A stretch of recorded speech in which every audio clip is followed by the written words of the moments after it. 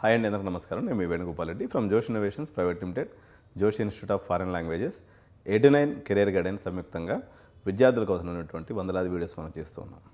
మీరందరూ ఎంతో ఆతృతగా ఈరోజు మార్నింగ్ ఎగ్జామ్ ఎవరికైతే కంప్లీట్ అయిందో 23వ తారీఖు ఫస్ట్ షిఫ్ట్ 2026 జనవరికి సంబంధించినటువంటి ఎగ్జామ్ యొక్క అనాలిసిస్ గురించి తల్లిదండ్రులు పిల్లలు చాలా ఆతృతగా చూస్తున్నారు. చాలామంది యూట్యూబర్సు కొన్ని వీడియోస్ అయితే చేశారు, కొంత అల్లెన్ వాళ్ళు కానీ లేకపోతే ఇతరత్ర వాళ్ళు పెట్టినప్పుడు కూడా మిక్స్డ్ రియాక్షన్లో జరిగినటువంటి వాస్తవాన్ని బయటకు తీయలేక ఏం జరిగిందని పిల్లలందరూ కూడా ఆతృతగా ఉన్నటువంటి పరిస్థితుల్లో ఎడ్యునైన్ మీకు ఒక సవివరమైనటువంటి డీటెయిల్డ్ అనాలిసిస్, ఇది చాలా కష్టపడి శాంపిల్ సైజ్ చిన్నది కాదండి. జస్ట్ ఇప్పుడు కరెక్ట్గా నేను ఇప్పుడు వీడియో షూట్ చేసే టైం వచ్చేసి 1:30 అవుతుంది. ఈ 1.5 అవర్లో మేము చేయగలిగినంత హోంవర్క్ టీమ్ ఆఫ్ 10 మెంబర్స్ చేస్తే ఇది ఈ యొక్క రూపానికి వచ్చిందనమాట. సో వీడియోని చిట్ట చివరి వరకు తప్పకుండా చూడండి, ఛానల్ని సబ్స్క్రైబ్ చేయండి. ఒకసారి కంటెంట్ చూడండి, మన తెలుగు యూట్యూబ్ ఛానల్స్లో కానీ ఈవెన్ కొంతమంది ఇంగ్లీష్ హిందీ ఫాలో అవుతున్నప్పుడు కూడా. So we are giving the best analysis with respect to JEE question papers. So let us deep dive into the video. Like ఇవ్వడం మర్చిపోవద్దు. ఓకే, సో యాక్చువల్గా ఎక్స్పెక్టేషన్ ఏముంది, రియాలిటీ ఏముంది? జేఈఈ మెయిన్స్ జనవరి 23కి సంబంధించినటువంటి షిఫ్ట్ 1 అనాలిసిస్ ఈజీ అనిపించే ఇది ట్రాప్ లాగా ఉంది. ఈజీగా అనిపిస్తుంది కానీ లోపల కథ ఉందన్నమాట. దీనికి ట్రాప్ మోడరేట్ పేపర్. యాక్చువల్గా చెప్పాలంటే the conflict easy to moderate అని అంటున్నారు. కొంతమంది విద్యార్థులేమో మినీ అడ్వాన్స్ లెవెల్లో ఉంది అని చెప్పేసి చెప్తూ ఉన్నారనమాట. మిక్స్డ్ రియాక్షన్ ఉంది. సో రెండు పక్కలుగా ఉందన్నమాట. సో ద కన్ఫ్లిక్ట్ ఏంటి, కన్ఫ్లిక్ట్ ఏంటి, ఈజీ టు మోడరేటా లేకపోతే ఇది మినీ అడ్వాన్స్డ్ అనేది మనం ఇప్పుడు 1 by 1 స్టెప్గా చూద్దాము. సో ఇది ఎలా ఉందంటే ఒక కొటేషన్ నాకు గుర్తొస్తుంది. ఎగ్జామ్ హాల్లోకి వెళ్ళేటప్పుడు అర్జునుడిలాగా వెళ్ళాలి, కానీ పేపర్ చూశాక అభిమన్యుల్లా పడిపోకూడదు, బయటపడి రావాలి మీరు. ఓకే, సో ఈ కొటేషన్ మీరు గుర్తుపెట్టుకోవాలి. బయట వినపడే మాటలకి లోపల జరిగినటువంటి యుద్ధానికి చాలా తేడా ఉంది. బయట ఈజీ అని చెప్తున్నారు, కానీ లోపల జరగాల్సిన డ్యామేజ్ వరకు బాగా గట్టిగా జరిగిందని చెప్పేసి కొంతమంది పిల్లలు చెప్తూ ఉన్నారనమాట. ఎందుకంటే కనిపించడానికి ఈజీగా అనిపించింది అభిమన్యుడు లోపల పోయేటప్పుడు ఉన్నట్టుగా, కానీ అర్జునుడు లెవెల్లో లోపల పోయారు, కానీ పేపర్ చూసిన తర్వాత మాత్రం అభిమన్యులాగా ఇబ్బంది పడ్డారనేటువంటి పరిస్థితి అయితే ఉందన్నమాట. సో ఒక్కసారి చూడండి, సింబల్స్ మీకు క్లారిటీగా ఉన్నాయి. డేంజర్ సింబల్, ఈజీ సింబల్, అంత టైం మేనేజ్మెంట్తో కూడుకున్న పంచాయతీ ఉంది కెమిస్ట్రీలో. సో ఈ 3 డయాగ్రామ్స్ని చూస్తేనే మీకు ఈ యొక్క 3 క్వశ్చన్ పేపర్స్ యొక్క లెంత్ ఏంది, దాని యొక్క స్టేటస్ ఏందని అర్థమైపోతుంది. So lengthy and tricky. Okay, maths ఎప్పటిలాగే క్యాలిక్యులేషన్స్ ఎక్కువ ఉన్నాయి, క్వశ్చన్ ఈజీగా అనిపించినట్టు కానీ లెంత్ ఎక్కువ ఉండటం వల్ల ఇబ్బంది జరిగింది. సో ఫిజిక్స్ అయితే ఎప్పటికీ స్కోరింగ్ సేవియరు. ఎవరైతే ఫార్ములాని మంచిగా బైహార్ట్ చేసుకొని పోయారో ఈరోజు వాళ్ళు లక్కీ ఫెలోస్ అని చెప్పాలి. So hidden time killer. Chemistry మనకి ఈజీగా ఉందనిపించింది, కానీ ఇది దెబ్బ వేసింది. ఎందుకంటే ఇప్పుడు సహజంగా మనం 3 రోజుల నుంచి ఏం చెప్పుకుంటున్నాము, మ్యాథ్స్తో వద్దులే మనం అట్లీస్ట్ అంటే ఇప్పుడు ఈరోజు ఫిజిక్స్తో స్టార్ట్ చేసిన లక్కీ ఫెలో అన్నట్టు. ఫిజిక్స్తో స్టార్ట్ చేసుకొని కెమిస్ట్రీకి వెళ్ళి అక్కడి నుంచి మ్యాథమెటిక్స్కి వచ్చిన వాళ్ళు ఒక రకంగా మంచిగా చేసినట్టు. అట్లీస్ట్ ఫిజిక్స్తో ఎవరైతే ఓపెనింగ్ చేస్తుంటారో వాళ్ళు నిజంగా లక్కీ అనే పరిస్థితి అయితే ఉంది. ఎందుకంటే ఒక 20 క్వశ్చన్స్ ఊరినే టపటప చేయగలిగే పరిస్థితి ఉందన్నమాట. వేరే కెమిస్ట్రీకి వచ్చేసరికి మనకి అనిపిస్తుంది, కానీ అది ఇబ్బంది చేసింది. సో కాంట్రవర్సీస్ ఏముంది ఇప్పుడు సేమ్ ఆల్రెడీ మనం ఇంతకుముందు షిఫ్ట్లో కూడా ఒక షిఫ్ట్లో ఇదే కనిపించింది. ఈ ట్యాంజెంట్కి సంబంధించినటువంటి కాంట్రవర్సీ.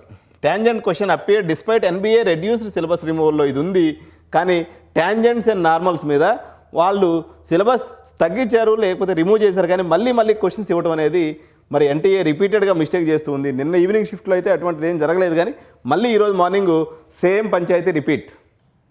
మరి ఇది ఏంది, కోఆర్డినేట్ జామెట్రీలో ఉన్నటువంటి ఈ యొక్క ట్యాంజెంట్స్ అండ్ నార్మల్స్ మీద అయితే NTA ఇప్పుడు సెకండ్ టైం ఇది రావటం. మొత్తం ఇప్పుడు 5వ షిఫ్ట్ నడుస్తూ ఉంది. 5 షిఫ్ట్లో 2 సార్లు ట్యాంజెంట్స్ అండ్ నార్మల్ మీద క్వశ్చన్స్ ఇస్తూ ఉన్నారు.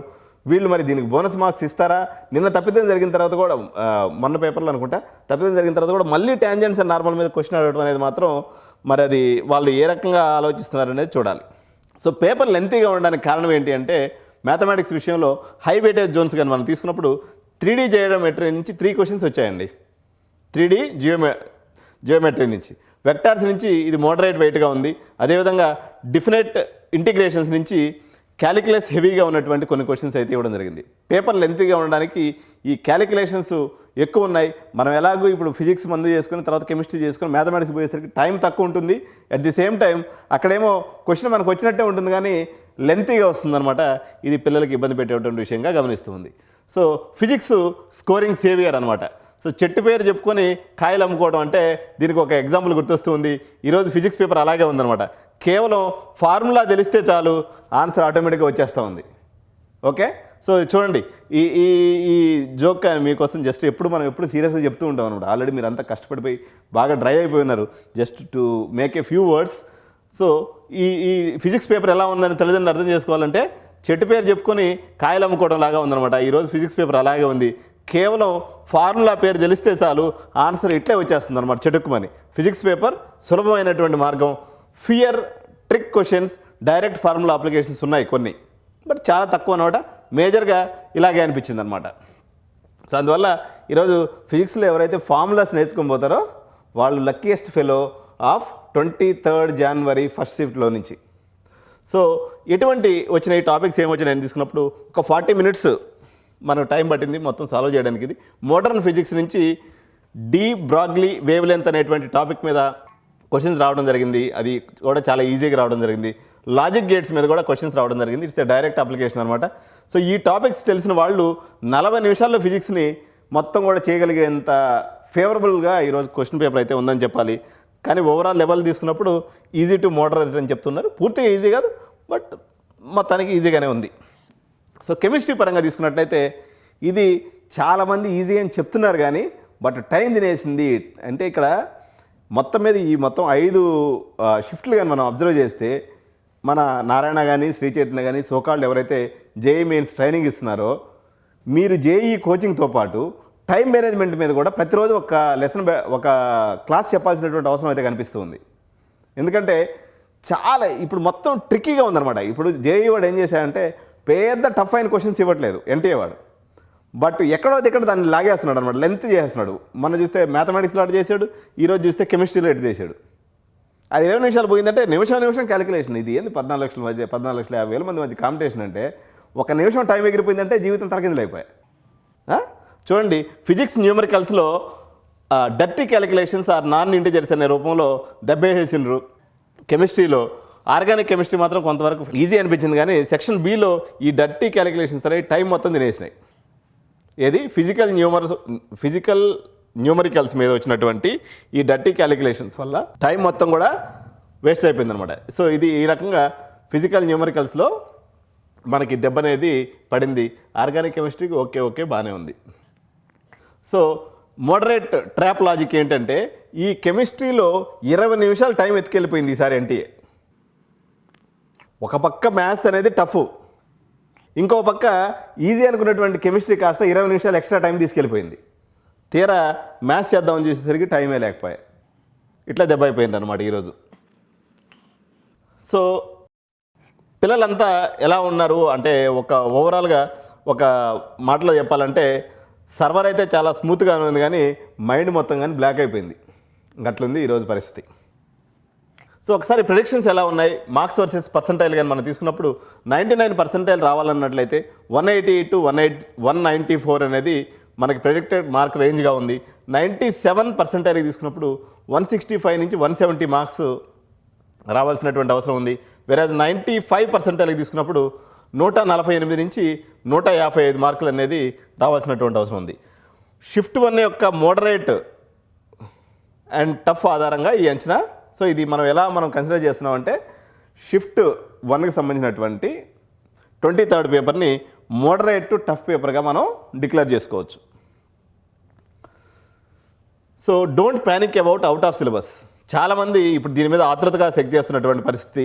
ఈరోజు ట్యాంజెంట్స్ విషయంలో ఏదైతే జరిగిందో ఈ ట్యాంజెంట్స్ అనేవి అవుట్ ఆఫ్ సిలబస్గా కన్సిడర్ చేస్తారా లేదా, చేస్తే బోనస్ మార్కులు వస్తాయా లేదా, దాని ఇంపాక్ట్ ఒక 4 మార్కులు కలిసినాయి అనుకోండి ట్యాంజెంట్ నుంచి. సో మీరు ప్యానిక్ పడినందువల్ల వచ్చే ఉపయోగం ఏం లేదు. ఓకే, క్వశ్చన్ అయితే అవుట్ ఆఫ్ సిలబస్లో వస్తే లక్కీనే కదా. ఓకే, వాళ్ళు ఏదో ఒక రకంగా దీనికి సొల్యూషన్ తీసుకొని వస్తారు. అటెంప్ట్ చేసిన వాళ్ళకి మార్కులు ఇవ్వటమా, అందరికీ మార్కులు ఇచ్చేయటమా, ఏదో ఒక సొల్యూషన్ అయితే ఎన్టీఏ దీనికి తీసుకొస్తుంది. సో ఇది ఎన్టీఏ చేతిలో ఉన్న పంచాయతీ కాబట్టి మనం ఆందోళన పడి చేసేది ఏం లేదు. వస్తే అందరికి వస్తాయి, పోతే అందరికీ పోతుంది. ఎందుకంటే ట్యాంజెంట్ ఎవరు చదవలేదు, మరి టెన్షన్ ఏవద్దు. నెక్స్ట్ షిఫ్ట్పై ఫోకస్ పెట్టి అయితే మీరు అందరూ కూడా చదువుకోండి. నెక్స్ట్ స్ట్రాటజీ ఏంటంటే అతి వినయం దూర్త లక్షణం అని మన పెద్దవాళ్ళు చెప్పిన విధంగా ఈ పేపర్ దగ్గరికి పోయేసరికి మీరేదో చాలా గుడ్ బాయ్ లాగా ఫీల్ చేయొద్దు. ముందు ఈజీ ప్రశ్నలు వెంటాడండి. ఒక్కసారి స్కాన్ కొట్టుకున్నారా పేపర్ని, మొత్తం ఈజీ క్వశ్చన్లు అటెంప్ట్ చేసుకుంటూ వెళ్ళిపోయారా, దాని తర్వాత టఫ్ క్వశ్చన్ల దగ్గరికి వెళ్ళడం తప్ప నేను మంచి బాలుడిని, నేను ప్రోటోకాల్ ప్రకారం నడుచుకుంటానంటే దెబ్బ అయిపోద్ది. ఎన్టీఏ వాడు చాలా ట్రిక్కీగా ఉన్నాడు అనమాట. So attack the paper, don't just attempt it. So ఎప్పుడు కూడా మనం అటాక్ మోడ్లో ఉంటే మనకి బాగుంటుంది. సో ఎగ్జామ్స్ అయిపోయిన తర్వాత ఫ్రెండ్స్ అందరూ పేపర్ ఈజీ అని అంటుంటారు, కానీ వాస్తవానికి ఇది ఈజీ కాదు. వాడి లోపల ఉన్నటువంటి భావము లేదా ఇంటర్ప్రిటేషను లేదా భయం అయి ఉండొచ్చు. అందువల్ల వాడు పైకి అలా ఈజీ అని చెప్తాడు. దాన్ని బట్టి మీరేమీ ప్యానిక్ అయ్యవలసిన అవసరం లేదు. All the very best for all the next shifts. Edunine career guidance ప్రతి షిఫ్ట్కి సంబంధించినటువంటి విశేషాలని మీకు కళ్ళకు కట్టినట్టుగా మీ భాషలో, సరళమైనటువంటి భాషలో, అటు తల్లిదండ్రులకి, అటు ఇంటలెక్చువల్స్కి, ఇటు విద్యార్థులకి, ముగ్గురికి కూడా నేను చెప్పినటువంటి పాయింట్లో ఎక్కడ డౌట్ వచ్చే అవకాశమే లేదు. So it is understandable and good looking presentations తోటే ఎప్పటికప్పుడు నేను వీడియోస్ మీ ముందుకు తీసుకొస్తూ ఉంటాను. తప్పకుండా ఛానల్ని సబ్స్క్రైబ్ చేయండి. మీకు ఇంత కష్టపడి వీడియో చేసినందుకు తప్పనిసరిగా మీరు లైక్ ఇవ్వడం అనేదే నాకు ఒక పెద్ద ఎనర్జీని ఇస్తుంది.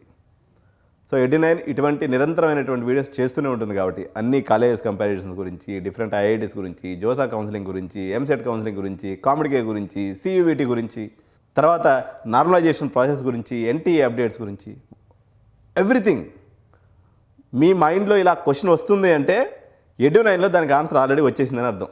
ఇక దీన్ని మళ్ళీ మీరు సెకండ్ థాట్ పెట్టుకోవాల్సిన అవసరం లేదు, ఇంకోటి ఇక్కడ ఎదుర్కోవాల్సిన అవసరం లేదు.